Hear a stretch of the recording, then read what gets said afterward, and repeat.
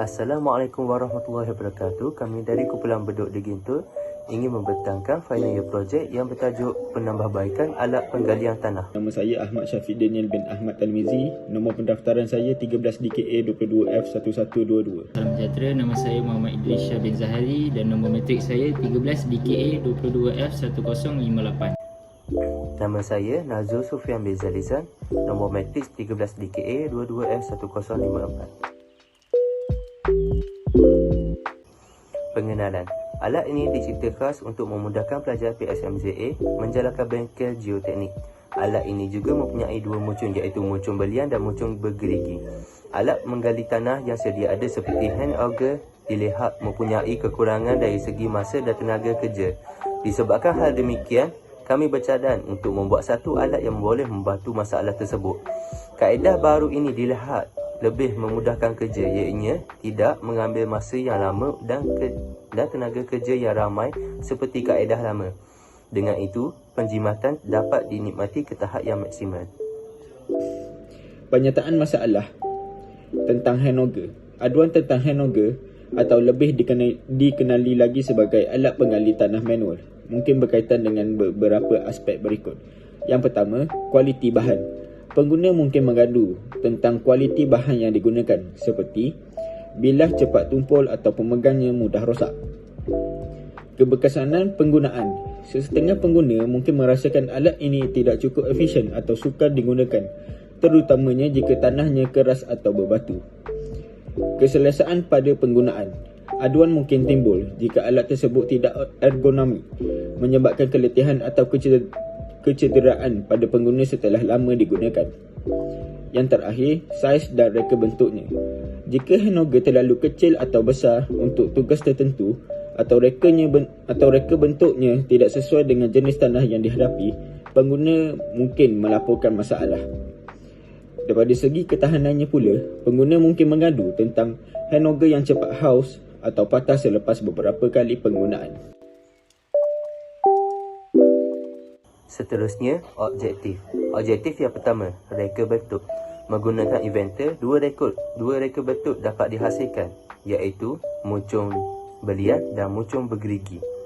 Objektif yang kedua, keberkesanan. Boleh membuat lubang dengan mudah, kedalaman maksimal. Objektif yang terakhir, menjimatkan masa. Lebih cepat berbanding hand auger. Metodologi terbahagi kepada tiga. Yang pertama, maksud. Kaedah mereka bentuk dan mengumpul dan menganalisis data. Yang kedua, tujuan. Membantu memahami dengan lebih dalam tentang kaedah yang digunakan. Dan yang terakhir, keberkesanan. Memastikan projek yang direka bentuk dapat digunakan dalam kalangan pelajar untuk menyelesaikan masalah dalam penggalian tanah.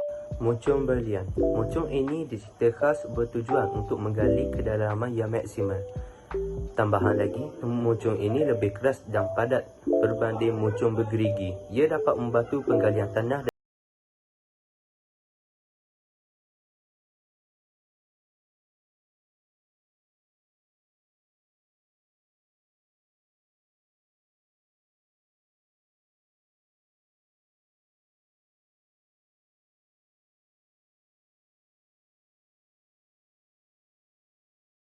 Telah terkumpul, kami dapat bezakan antara alat kami iaitu bedok digintus dan hand auger daripada segi masa.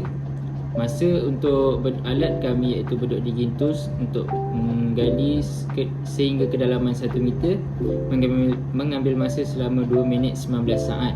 Manakala untuk alat hand auger yang sedia ada untuk menggali kedalaman 1 meter mengambil masa selama 30 minit. Untuk cara penggunaan alat pula, alat kami iaitu bedok digintus mudah dikawal kerana menggunakan mesin automatik. Manakala cara penggunaan alat untuk hand auger yang telah sedia ada